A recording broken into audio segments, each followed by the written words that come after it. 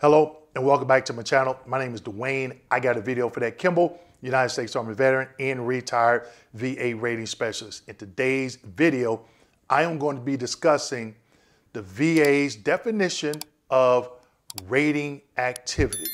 You need to know what this is. Also, I am going to drop a huge nugget as to how you can use this to your advantage when you are filing your VA claim in certain situations. Make sure you stick around.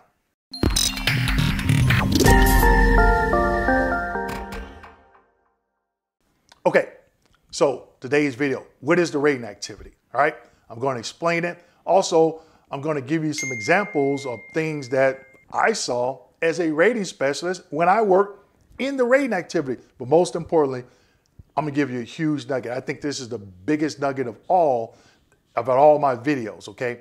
That how you can use this term to your advantage, okay? It's not a guarantee. Nobody can guarantee you anything about getting service connected, but how can you use this to your advantage? You know I got some slides for you. Let's go ahead and jump into it. Slide number one. Here in slide number one, this is the M21-1 definition of rating activity. Now, I want to make something clear. The VA also has an M21-5 that covers the what? The high-level review process. Appeals. It used to be called appeals, but high-level review now.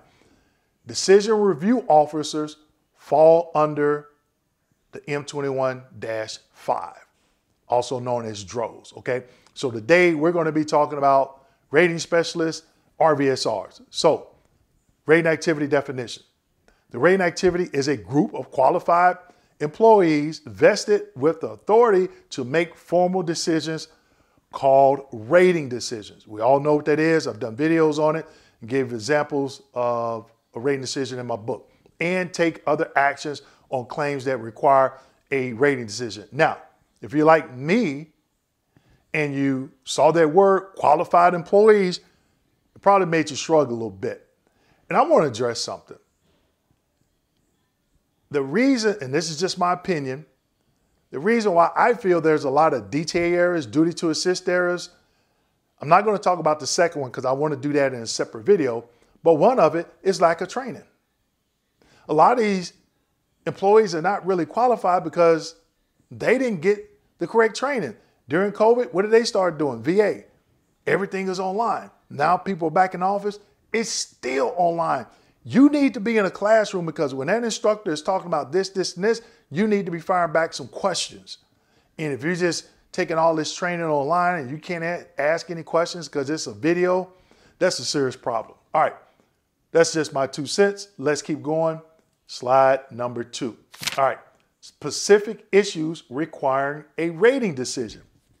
The rating activity is responsible for decisions on the following major issues relating to entitlement, okay? Service connection of diseases and injuries, evaluation of disabilities. Now, they're not talking about raters evaluating you, okay? So if there's let's say a routine future exam, the veteran has to attend a CMP exam for RFE and it comes back, then they evaluate the disability.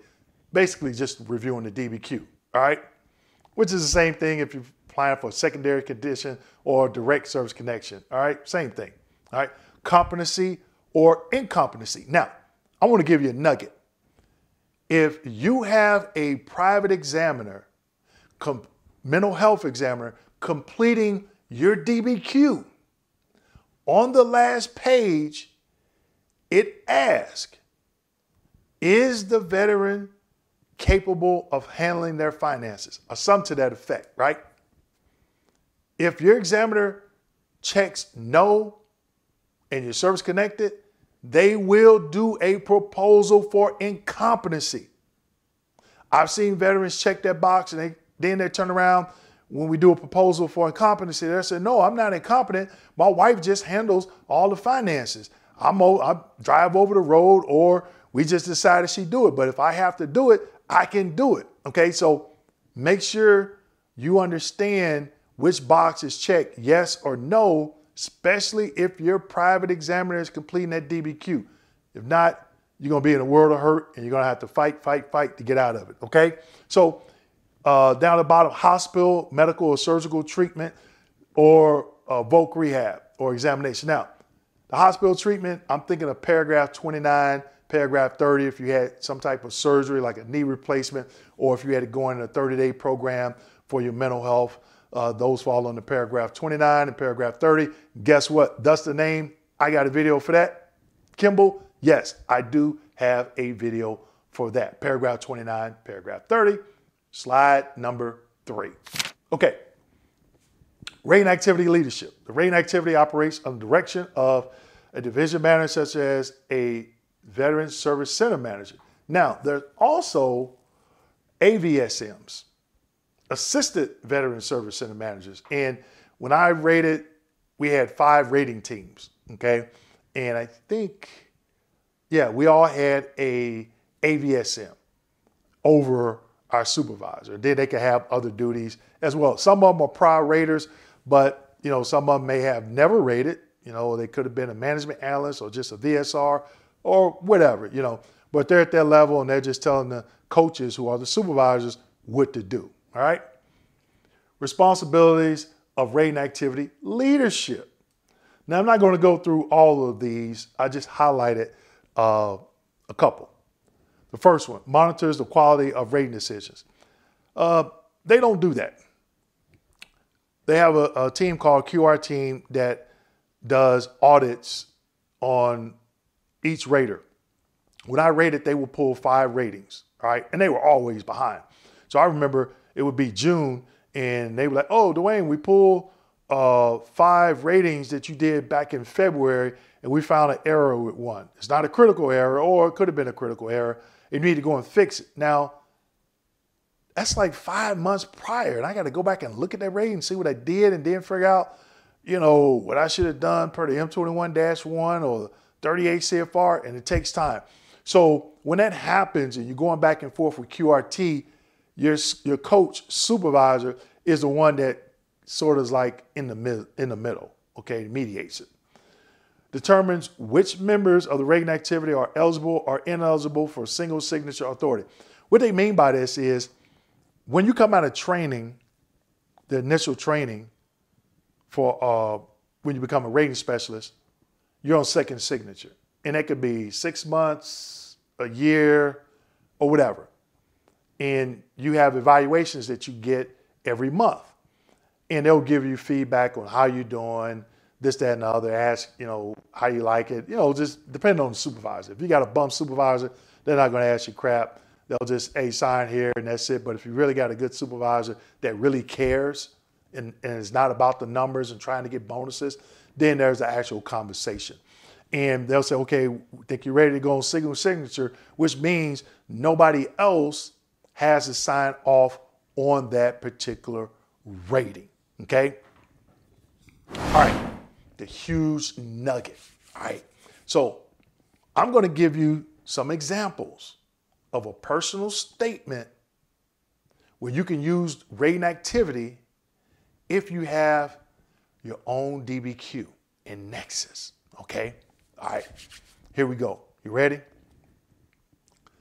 I am claiming an increase in my service-connected migraines. Since my last CMP exam, my symptoms has worsened. I now present with very completely prostrating attacks, severe of economic inadaptability. Please see my attached DBQ completed by my private physician. Please forward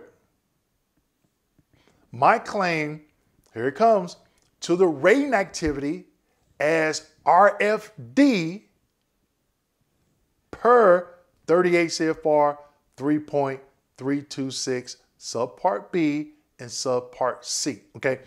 Don't ask me to repeat that, okay? I just kind of went off the cusp with that. So you can go back and rewind it and write it down, okay? Now, RFD, ready for decision. We all know you can go to the VA's website and get a public DBQ and have your private physician completed. Now, there's certain criteria, and I've done other videos on this, all right? The 38 CFR that I gave you, short and sweet of it, if there's progress notes, examinations, and some other things, no further examination is necessary, meaning no CMP exam is necessary. So in that statement, you could also put, hey, since my DBQ is actually insufficient, please do not schedule me for a compensation and pension exam. Forward my claim to the rating activity as RFD per 38 CFR 3.326 subpart B, subpart C. Okay, so that's an increase. Let me give you another one for secondary. I am claiming a left knee condition with pain and pain on reduced range of motion secondary to my right knee. Please see my attached actionable and sufficient DBQ and nexus. Please do not schedule me for a compensation and pension exam. Please rate with the evidence of record per 38 CFR 3.326 subpart B, subpart C. Also, forward my claim to the rating activity as RFD. Thank you. Okay, so RFD, ready for decision. So whatever you're claiming, whether it's an increase, secondary, or even direct service connection for something, this is how you can use this terminology and help your claim. Now, I'm not saying it's a guarantee. If anybody tells you, oh, you do this, it's a guarantee. No. All right. I've been seeing veterans and hearing from veterans submitting actionable and sufficient DBQs. And guess what? VSRs and RVSRs are still trying to schedule CMP exams. And I know I'm going to get some pushback on this because they're going to say, well, you have to go to that exam. Ask yourself this question. And if anybody out there on YouTube is saying that, if you have an actionable and sufficient DBQ, ask them about the wording in the 38 CFR that I gave you. And why do the VA have public DBQs on their website, and then you have VA employees refusing to use it? So ask that person or those people those two questions, because I've seen veterans refuse their exam, and I'm not saying refuse it. That will be totally up to you.